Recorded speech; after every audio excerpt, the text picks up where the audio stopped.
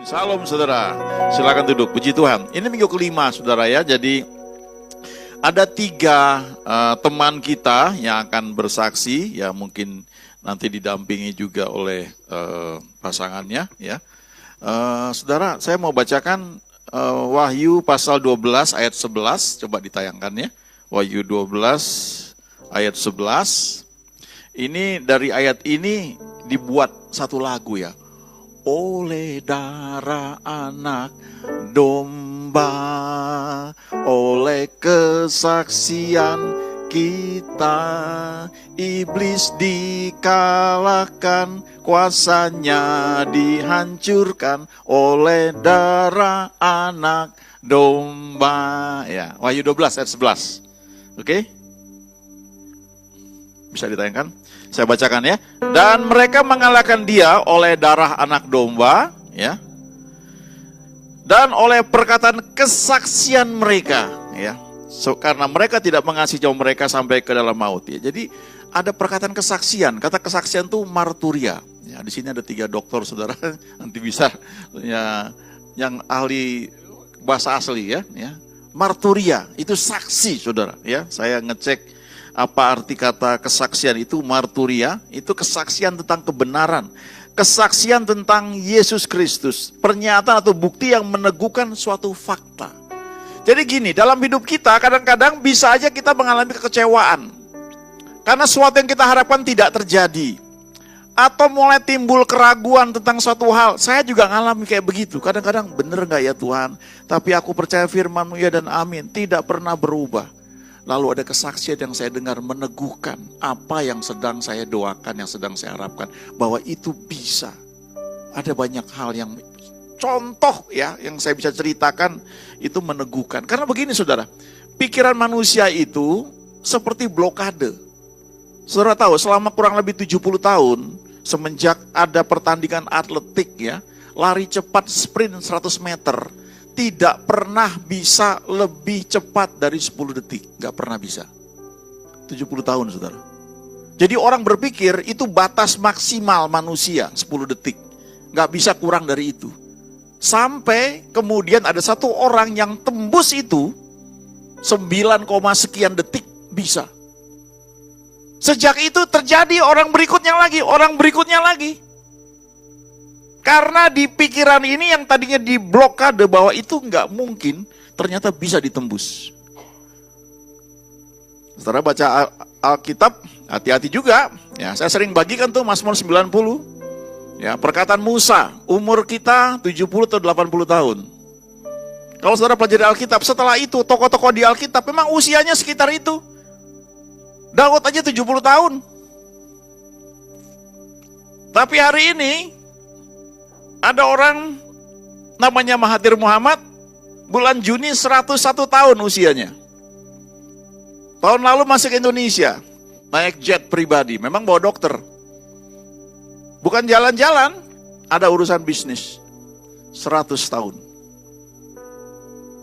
Donald Trump, 70 sekian tahun.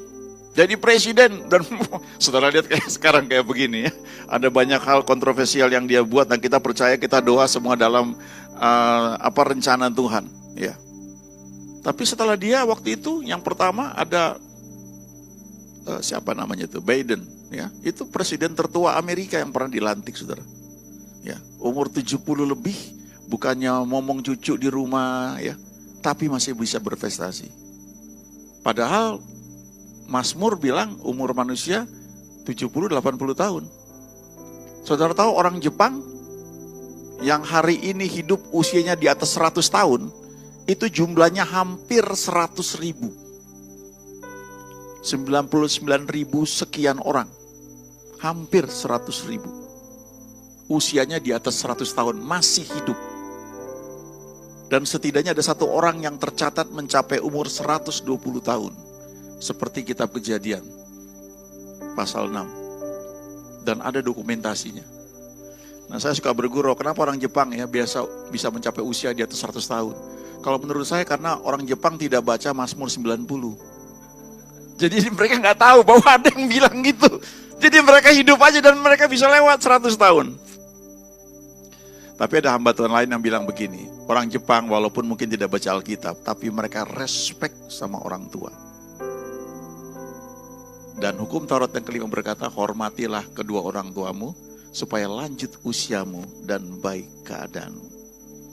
Nah, saya sudah gak punya orang tua, gak punya mertua, saudara masih punya baik-baiklah dengan orang tua saudara, karena itu firman Tuhan. Ya, saya gak pernah mukul anak saya, tapi negur dengan keras pernah karena masalah ini. Bukan supaya saya atau istri saya mau dihormati, tapi itu firman yang diajarkan. Nah, jadi blokade itu bisa jebol ketika ada satu bukti bahwa ini bisa.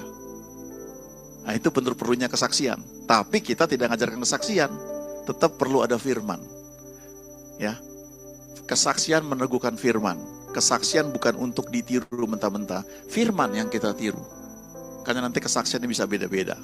Saya nggak tahu berapa di antara saudara saat ini sedang mungkin belum mengalami jawaban doa.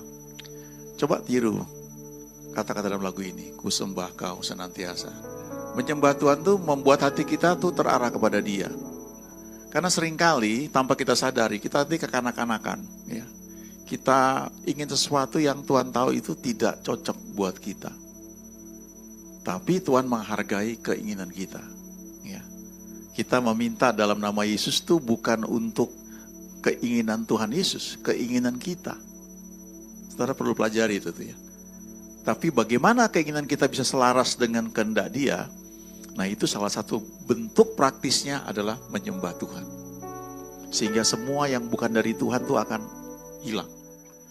Kadang-kadang jujur ya, waktu kita berdoa, ada masa-masa seperti kita berpikir, bisa nggak ya Tuhan gitu. Itu kita ngalami saudara. Ya. Kadang-kadang kita nggak ngerti ya. Saudara tahu Jacqueline Selose ya, penyanyi yang terkenal tuh ya. Ada masa ketika dia kan sakit, cukup parah. Sampai udah habis uang, teman-temannya ngumpulin uang. Lewat konser ya, teman-teman pemusik rohani, mereka kumpulkan. Dan nggak sembuh. Sampai saya mikir kenapa Tuhan. Dan suatu ketika saya nggak ikutin sih, tapi akhirnya sudah sembuh. Di saat kadang-kadang kita berpikir nggak bisa, ternyata terjadi kesembuhan. Dan sampai hari ini tetap melayani Tuhan dengan setia. Nah, ini contoh kesaksian yang menguatkan kita bahwa Tuhan itu setia. Tuhan itu baik, selalu dapat diandalkan. Jadi kalau saat ini saudara mengalami masa-masa yang sulit, percayalah, Dia nggak berubah. Kalau Dia tolong orang lain, Dia juga tolong kita.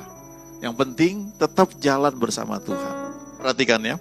Sebab kamu memerlukan ketekunan supaya sesudah kamu melakukan kehendak Allah, kamu memperoleh apa yang dijanjikan itu. Jadi pertama kita harus tahu kehendak Tuhan itu apa. Ya. Itu sebabnya perlu baca firman. Ya. Ada BRF, baca tiap hari. Ngerti nggak ngerti, baca, setel, denger aja begitu ya.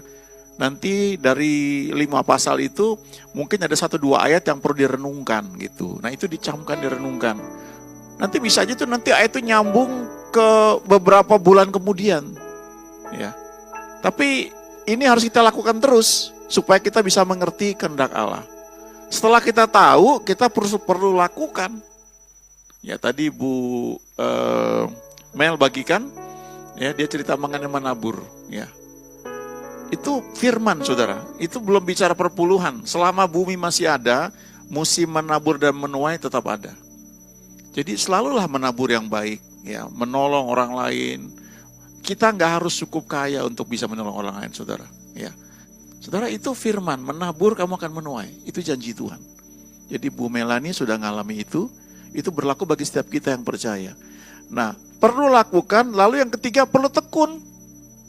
Nah, tekun itu bicara kesetiaan, bicara konsisten, ya, bicara Anda terus jalan walaupun nampaknya itu mustahil. Alkitab bilang begitu, kamu perlu tekun supaya sudah melakukan kehendak Allah, kamu memperoleh apa yang dijanjikan itu. Percaya terus, ucapkan, akui omongan itu. Ya, ucapkan, omongkan terus. Saudara tahu pelatih terkenal Anthony Robbins? Ya, dia pakai kan dari kitab Yosua itu. Cuma bilangnya afirmasi kan, ngomong, ucapkan. Itu sudah dibuktikan secara medis. Saudara, waktu kita ngomong, ucapkan, pengaruhnya tuh ada ke otak kita. Ada sel-sel jaringan saraf itu yang terbentuk dengan ucapan kita. Kalau kita ulangi lagi terus itu makin kuat. Dan kita akan menjadi seperti yang kita katakan itu. Nah itu orang yang nggak percaya Tuhan istilahnya, mereka lakukan itu. Dari mana? Dari Yohanes 1 ayat 8. Janganlah engkau lupa memperkatakan kitab Taurat itu, tapi renungkan itu siang dan malam. Ya, jadi nggak ada mustahil bagi orang yang percaya.